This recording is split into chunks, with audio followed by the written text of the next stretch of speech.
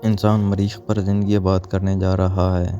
Alan مسک نے اعلان کیا ہے کہ وہ 2050 تک مریخ پر ایک شہر بسا لیں گے۔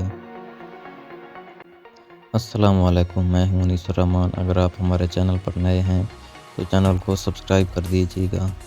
چلیے آج کی ویڈیو شروع کرتے ہیں۔ سورج سے فاصلے کے لحاظ سے مریخ چوتھا اور سائز کے لحاظ سے دوسرا چھوٹا سیارہ ہے۔ مریخ کی سطح کا رنگ سرخ ہے، اس لیے اسے سرخ سیارہ بھی کہتے ہیں۔ یہ سرخ رنگ آئرن آکسائڈ کی کثرت کی وجہ سے ہے۔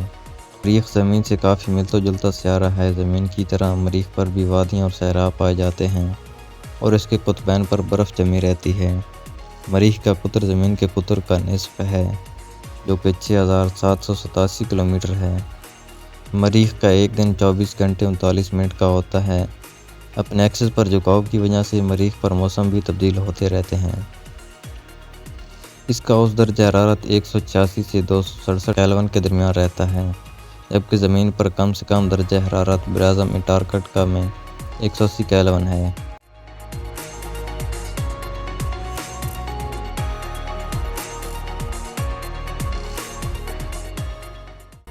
غرض یہ کہ مریخ زمین سے کئی حوالوں سے مشابہت رکھتا ہے، لیکن پھر بھی مریخ پر زندگی بسا لینا کوئی آسان کام نہیں ہوگا۔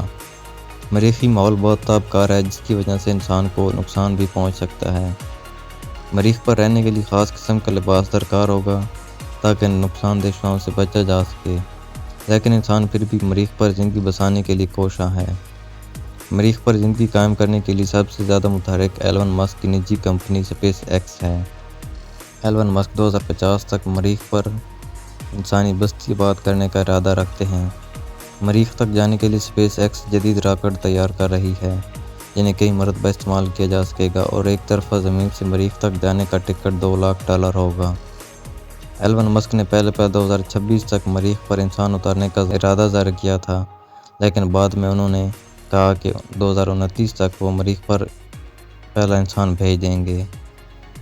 مریخ اور زمین کے درمیان اوسط فاصلہ 225 ملین کلومیٹر ہے، اور مریخ تک پہنچنے کے لیے اوسطاً 7 ماہ لگ سکتے ہیں۔ اس لیے مریخ پر پہنچنا بھی کوئی آسان کام نہیں۔